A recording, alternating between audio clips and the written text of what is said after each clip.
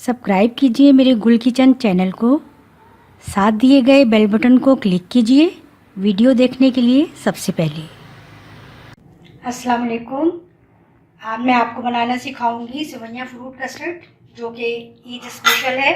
उसके लिए मैंने ये आपके लिए ख़ास तौर पर ईद के लिए बनाना है, जो आप भी सीखेंगे और बनाएंगे। इसके लिए हमें चाहिए, ये हमने दूध लेना है, तकरीबन आधा लीटर से ज़्यादा लेना है। और बनानास हमने 3 या 4 लेने हैं। ये हमने पाइनएप्पल पीसेस लेने हैं, 1 प्याली छोटे बड़े पीसेस हमने ले लेने हैं।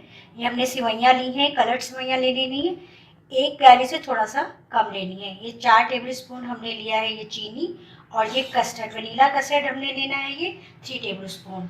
सबसे पहले हमने क्या करना है, दूध को हमने बॉयल कर लेना है। और ये ठंडे दूध में पहले हमने थोड़ा सा ठंडा दूध निकाल लेना है इसमें, ताकि हम ये कस्टर्ड जो है ये इसमें ऐड कर लें। जब भी हम कस्टर्ड बनाएं तो हमें हमेशा कस्टर्ड को ठंडे दूध में पहले मिक्स करना चाहिए, कभी भी गर्म दूध में नहीं मिक्स करना चाहिए। उससे ये इसके अंदर गुठलियाँ बन जाती हैं, लम्स बन जाती हैं, और फिर ये कस्टर्ड अच्छा नहीं बनता। इसलिए हमें इसका ख्याल रखना चाहिए। ठंडे दूध में मैंने कस्टर्ड अच्छा सा मिक्स कर लिया। अब ये बाकी दूध जो है ये मैं उबाल लूँगी। जब बॉयल हो जाएगा दूध तो फिर हम उसमें ये कस्टर्ड शामिल करेंगे।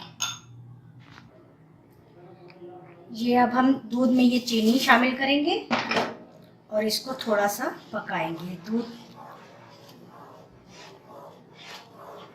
बॉयल हो गया है और अब हमने इसमें ये चीनी शामिल कर दी है। इसको थोड़ा सा चीनी के साथ पकाएंगे।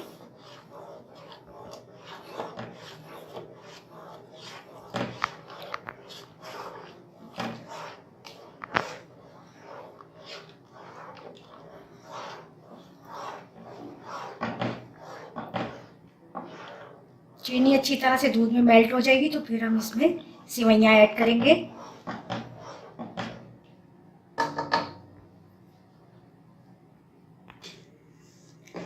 चीनी अच्छी तरह से दूध में बिल्कुल मिक्स हो गई है। हमने मुस्तकिल चम्मच इसमें चलाते रहना है।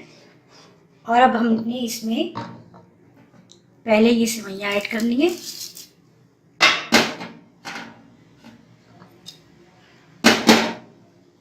और इनको इतनी देर पकाना है कि ये सेवइयाँ बिल्कुल दूध में गल जाएं।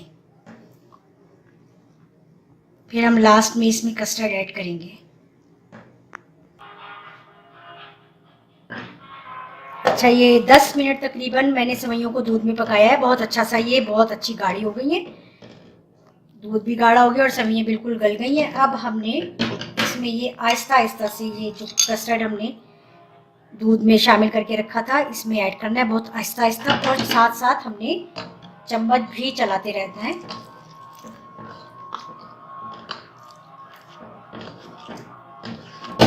अब हमने तकरीबन इसको थोड़ा सा पकाना है, बस थोड़ी देर।